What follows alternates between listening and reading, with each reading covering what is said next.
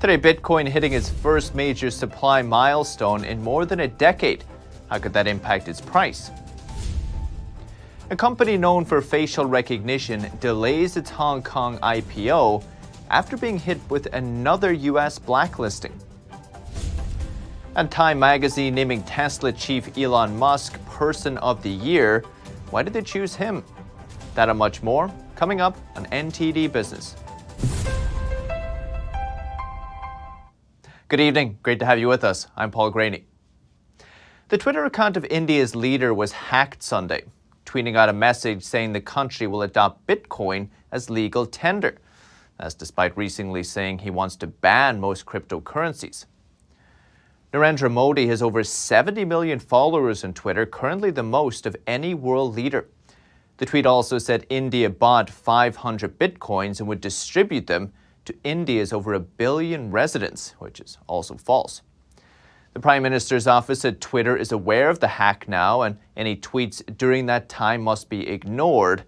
Just months ago, El Salvador became the first country to actually adopt Bitcoin as legal tender. And Bitcoin reaching a milestone today with 90% of all Bitcoins that will ever exist being mined.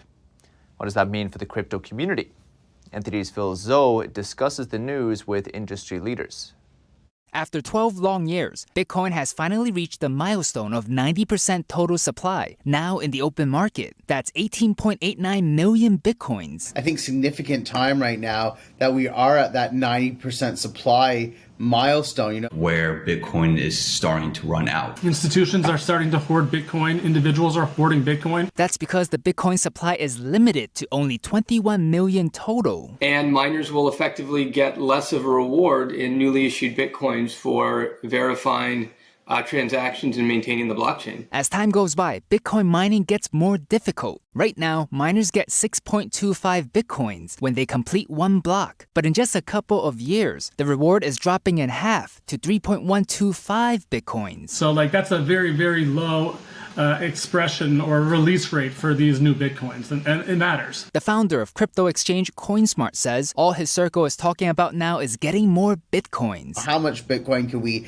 attain? Can we continue to build and put into our wallets? Bitcoin is down about 8% to over $46,000, but Hartzman says he's not concerned. We just like constant volatility because that way people are in and out of trading. And that's the key aspect for an exchange here. Bitcoin supporters are mostly positive about the news. Learn about the intricacies of crypto, and the user experience is going to get better. The transactions are going to grow. Buy the dip. Supply is decreasing over time. We're get in, enjoy, learn, and let's make cryptocurrency accessible for everybody. The remaining 2 million Bitcoins are expected to be mined by the year 2140. Phil Zhou, NTD News, New York. And in the latest sign, blockchain technology, which Bitcoin is based on, is going mainstream. Top banks Wells Fargo and HSBC are reportedly using it to optimize real currency trades. Batten Systems says the banks are using its distributed ledger technology to cut out certain middlemen in foreign exchange transactions. It says this allows trades to be settled in less than 3 minutes.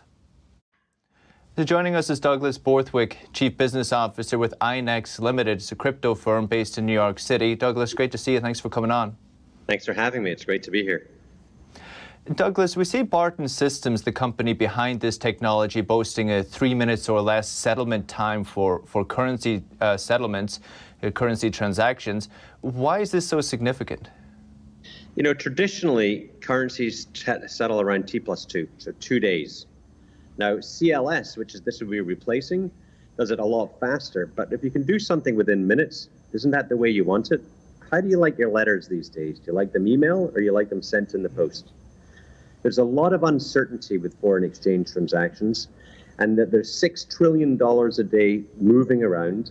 And if you have to wait until the last minute for that settlement to actually happen, and if it's days, well, you can get uneasy. Think about the days when Lehman Brothers went under. You always want to make sure that you get that settlement as fast as possible. And DLT, or distributed ledger technology, is meaning that you can actually get these settlements done so much faster, so much more efficiently, and it's certainly the way to go. So who do you think is going to be lining up at the door for these types of transactions or to use this technology? Well, foreign exchange banks specifically are going to be very interested in this. That's why HSBC, who's one of the leaders in that space, is coming forward. Wells Fargo.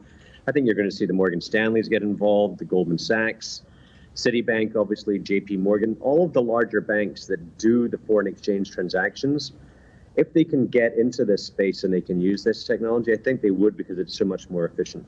You know, I worked in foreign exchange at Morgan Stanley. There was maybe 220 people in our area, but 200 of them dealt with the settlement issues that come with currencies. Only 20 people were sales or trading. And it shows that there's a lot of inefficiency in the foreign exchange space, that if we can use distributed ledger technology, we can make things so much more efficient, and the banks, well, can restructure somewhat and then become more efficient. Like you said, you were at Morgan Stanley for a while. Are we going to see more of this type of news? We have traditional players adopting blockchain for various transactions or similar. I'd say that I talked to pretty much every single bank on Wall Street, and every one of them is looking at blockchain to help them streamline the processes they go through today. Things have changed a lot, not just from the last 10, 20 years in terms of technology, but also in terms of with COVID. There's a lot of things now that that are accelerating because of COVID, because folks don't necessarily want to deal with people all the time. And so you're seeing this sort of technology being used for settlement issues for many different asset classes. Foreign exchange is perhaps one of the easiest ones, and certainly the largest asset class in terms of daily volume. But we'll see the same thing happen for fixed income soon and for equities.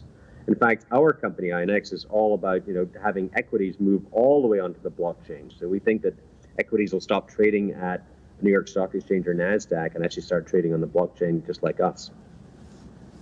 Incredible. Douglas Borthwick, INX, thank you. Appreciate it. Thank you very much. Thanks for having me. And Wall Street ended lower today. The Dow falling 320 points, about 0.9%. S&P 500 lost 43 points, also 0.9%. And the Nasdaq lost 217 points, about 1.4% today. And police say robbers used social media apps like Snapchat to organize recent smash and grab robberies. They say the robbers often don't know each other. That means arrested subjects often don't give up any names. During a smash and grab robbery in San Francisco's Bay Area, around 90 people stole items worth more than $100,000. They then escaped in 25 separate cars. Police say loosely organized groups known as flash mobs come together after someone posts a target and a time on social media, but police didn't say how people are finding these posts. Snapchat, though, says the company looked into the issue but couldn't find evidence of any such activity on its app. And those are products big retailers would like to get back for sure. But there are other products, legally purchased products, many don't want back at all, even if they've already given the customer a refund. NTD's Evelyn Lee asks why. Big retailers like Amazon, Walmart, and Target are letting their customers keep their products even if they issued a refund. But why would this make sense? The reason why retailers usually will tell customers, don't worry about it, just keep the item, here's your money, is a lot of times due to the fact that it actually costs the retailer more money to take that item back. Especially for low-dollar items, sellers may tell the customer to keep it or donate it. Spencer Ware is the managing director for retail at Rivian. He says once, for instance, a $100 dress is returned, the margins will be in a negative territory. It was deployed at a cost, shipped at a cost, and then returned at a cost. And since it's a seasonal item, it will face even further markdowns, and then it has to go through another process. You have workers that are physically looking at these returned items and to determine whether or not they can be resold, recycled, repackaged somehow or another, or if it could be taken apart and resold. And for electronics, that will often take specially skilled workers. But that's amid a worker shortage, higher freight costs, and wage increases. Recently, companies like Target and Home Depot emphasized the growing role of physical stores when it comes to fulfilling e-commerce orders. The way retailers are handling returns today, I think we're going to see a lot of changes by this time next year. Robertson says companies will have to look for ways to reduce their costs moving forward. Evelyn Lee, NTD News. And in a worrying development for the world's fractured supply chains, more than a dozen large Chinese companies have suspended production. It's in response to strict virus control measures. Zhejiang province reported a total of 173 cases with confirmed symptoms over the past week. The companies announced the halt in production through exchange filings over the weekend. Their shares then fell sharply in early trading. Shares for two of them fell more than 7% each. The company said they'd fully cooperate with local officials, who will decide when production can start again. And after the United States blacklisted it, a Chinese artificial intelligence company is postponing its big stock market debut. The U.S. says Sensetime has links to the Chinese military. NTD's Faye Corder has the details. Chinese AI startup Sensetime Group delayed its planned $767 million listing in Hong Kong Monday. This comes after it was placed under an investment ban in the U.S. The United States is well within its rights, within its own territory, and within its own population and with its citizens to restrict investment of this nature.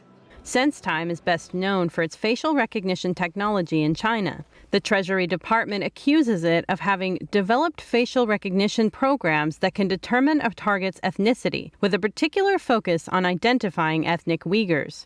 The vice president of the Information Technology and Innovation Foundation, Daniel Castro, says facial recognition as a dual-use technology can be applied to target the Uyghur population or use in oppressive ways. It has many very legitimate, appropriate uses, but it also can be developed and applied in ways that don't respect human rights. And companies have a responsibility, of course, to step in and make sure their technology is being used appropriately where they can. Professor of Business Law at Case Western Reserve University, Juscelino Colares, says the Chinese Communist Party has a passion for facial AI technology in that area. So they can control the people they manage to invade and control, obviously. It's estimated that more than 1 million people, mainly Uyghurs and other Muslim minorities, have been detained in a vast system of camps in China's Xinjiang region in recent years. Beijing denies abuses in the region. China says the new U.S. sanctions on Sensetime were based on lies and disinformation. However, the company said it remained committed to completing the offering. It would then publish a supplemental prospectus as well as an updated listing timetable. Faye Corder, NTD News. And Time magazine has named Elon Musk Person of the Year. The CEO of Tesla and SpaceX became the world's richest person in 2021 and impacted life on Earth and beyond. Time has named a Person of the Year since 1927. The magazine picks someone who impacted a group, a movement, or an idea over the past year. But this year, Time did not release a short list of contenders for the spot. And the Rivian R1T hits a huge milestone, getting the Motortrend 2022 Truck of the Year award. Motortrend is highly influential in the automotive world. So what does that tell us about the automotive landscape? NTD's Olin Richards has more. We're proud to announce that Motortrend's 2022 Truck of the Year is the all-electric Rivian R1T. The R1T beat out the Ford Maverick, the GMC Hummer EV, and the Hyundai Santa Cruz. Edward Lowe, the head of editorial at Motortrend Group, told NTD it was an absolute game changer. This is the first all-electric pickup truck available on the U.S. market and the most remarkable truck we've ever driven. Really, that's thanks to its four-motor, four-wheel drive system. Means it's basically unstoppable off-road. Climbs rocks, goes through mud, sand, dirt, mud, you name it. Incredible off-road, but also stunning on-road. So it has over 800 horsepower through those four electric motors, and you get instant torque vectoring. You can go send the torque front to back, side to side, means it outhandles any pickup truck on the road. Lowe also points to the infotainment system that utilizes touchscreen displays, the vegan leather, and the advanced safety systems. I've driven the R1T, and I can say myself that it is a pretty astounding vehicle. I'm one of the jurors on North American Car and Truck of the Year, and it's one of our 3 finalists for trucks. I would be very, very unsurprised, if you will, if it won on our end as well. Paul Eisenstein is the editor-in-chief of the Detroit Bureau. Eisenstein says it's interesting that not only was the all-electric R1T named Truck of the Year, but that barely a month ago the electric Lucid Air was named Passenger Car of the Year. The 2 awards taken together are significant in several ways.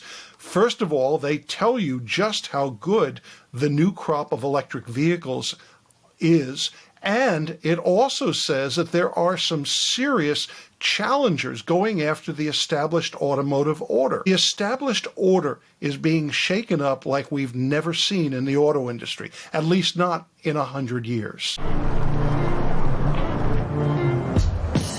The R1T has an EPA estimated range of 314 miles, takes 3 seconds to go from 0 to 60 miles per hour, and can tow up to 11,000 pounds. Arlene Richards, NTD News. And the White House released an ambitious plan to boost electric vehicle adoption today.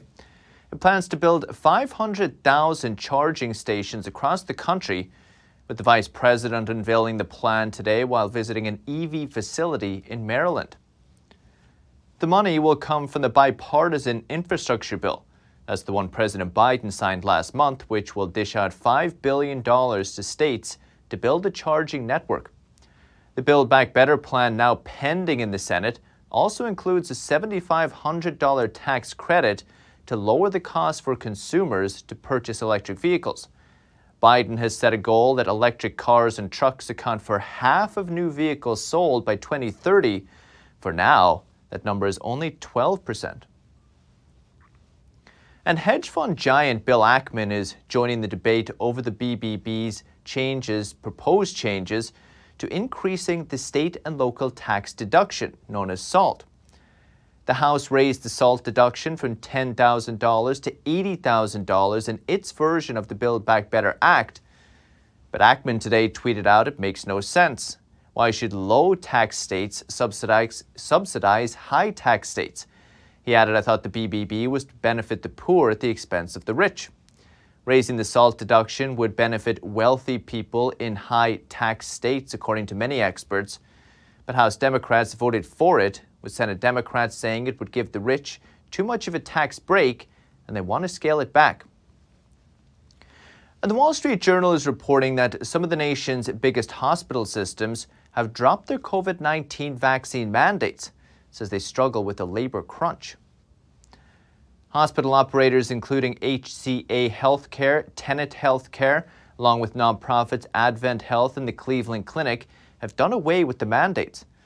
The move comes as hospitals face rising labor costs and staff shortages. Hospital executives cited by the Wall Street Journal blame vaccine mandates as a factor squeezing labor supply. The American Hospital Association estimates that around 42% of U.S. hospitals have mandates in place. With that, we're going to take a quick break, but still to come this evening.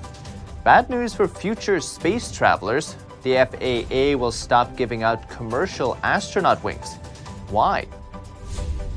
And a fashion firm in Argentina finds a new source of inspiration and materials from the oil industry. Find out what it's turning into shoes, bags, and purses. With that and more, coming up on NTD Business.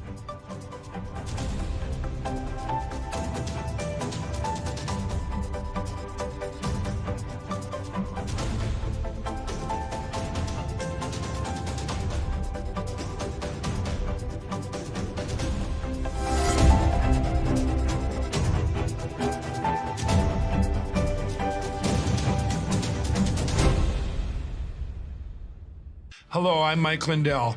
Cancel culture has not only affected myself and my pillow, but millions of you out there. Before all this started, I had already written in my memoir, I dedicate this book to anyone that's looking for hope. Well, right now, we're all looking for hope. I believe that my story is going to bring inspiration and hope to everyone. By the time you're done reading my book, you will believe that with God, all things are possible. To thank you all for your support, I'm offering some of my best prices ever on my pillow products, including this exclusive bundle. You get my book and these 5 My Pillows. They all have beautiful scenes and verses from the Bible, such as Isaiah 41:10. Do not fear, for I am with you. This 6-pack bundle is regularly $219. Now it's just $99.98 and free shipping with your promo code. Go to mypillow.com and use the promo code on your screen or call the 1-800 number below. Thank you and God bless. Oh, hey, doesn't it feel like there's communists everywhere? In fact, the Chinese Communist Party has been subverting America from every angle. So whether it's compromising our politicians, controlling Hollywood, manipulating Wall Street, or infiltrating our schools, they have stopped at nothing to take down America. And I believe that in order for us to not become like China, we need citizens who know the truth. So go on over to getepic.com, stay informed with a subscription to the Epic Times, and you will get instant access to this infographic. Shall we begin? People are starving, sir. They're unable to buy a simple loaf of bread. Can you make any exception to the mark 666? None. If you don't get the mark, you don't eat. It's that simple. My goal has never changed. People will bow down to me, or they will die.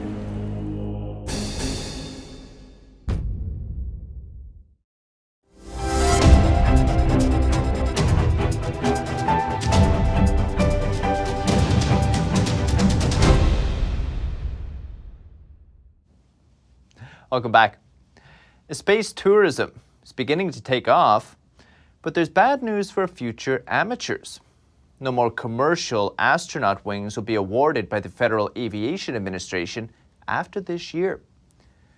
The FAA said Friday that too many people are now launching into space. The news came one day ahead of Blue Origin's liftoff from West Texas with former NFL player Michael Strahan. He and his 5 fellow passengers will still be eligible for wings since the FAA isn't ending its long-standing program until January 1st. NASA's astronauts also have nothing to worry about going forward. They'll still get their pins from the space agency. And pop singer Mariah Carey is the latest celebrity to team up with McDonald's to entice hungry customers. Starting today, Mickey D's app users will get a free menu item with a $1 purchase. It's being called the Mariah menu. In addition, the first 10,000 people to take advantage of the deal Wednesday will get a free beanie with her signature. On December 21st, they'll get a t-shirt featuring a photo of the diva. Just watch your order for an extra dose of glitter. The deals last 12 days until Christmas Eve. Like the 12 days of Christmas, even though those actually start on Christmas, but we'll let Ronald slide this time. A severe fuel shortage in Venezuela has made it impossible for dairy farmers to transport milk, the way they used to at least. NTD's Andrew Thomas has more on how they're adapting. Venezuelan farmer Julio Alvarez hasn't sold any milk in 2 years, even though his cows are milked every day. Fuel shortages mean he can no longer transport milk by truck. Instead, he has to carry it on motorbikes that use less gasoline. The milk collection trucks used to arrive here at 6:30 in the morning. They collected the milk, measured it, and took it away. Well, that's over because of the lack of fuel, because there is no one to pick it up anymore. Now we use motorcycles that can carry 3 18-gallon barrels. But in the past, we used to carry nearly 800 gallons in a truck. Alvarez was one of many who did not vote to re-elect Argenis Chavez as governor of the state of Barinas. He's the brother of late President Hugo Chavez. Many believe the gas shortage is one of the main reasons he lost. All we have ever wanted is to produce in order to bring food to the Venezuelan people's tables. If there is no fuel, we cannot produce, and buying fuel at resale prices, as it's something available, is not profitable for us. There you see a machine stopped. Alvarez's farm produces about 16 gallons of milk per day, which they are forced to convert into less profitable cheese. They also stopped growing other goods such as corn because the machines cannot work without fuel. Andrew Thomas, NTD News. And a fashion firm in Argentina has found a new source of inspiration and materials in an unlikely location: oil industry sandbags that are used for fracking. NTD's Andrew Thomas takes a look. This Argentine fashion firm called Fracking Design is recycling plastic bags from the oil industry to make shoes, bags, and purses. Ornella Basilota is a clothing designer and one of the three sisters who co-founded the company. Sand is one of the components for unconventional oil extraction, fracking. So you can understand the scale. A single well uses between 30,000 and 40,000 tons of sand, and that's transferred in these sacks. Once they arrive at the location, they break and end up in a waste treatment machine where they are crushed and burned.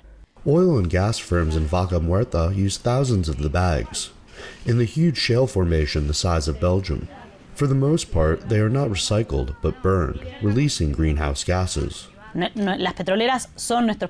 oil companies are our main clients, and we love it when they use their own waste. We start from scratch with the treatment of disassembling, washing, and then reinserting the finished bags back in the company, creating a win-win. They've partnered with energy firms in the area like state energy giant YPF.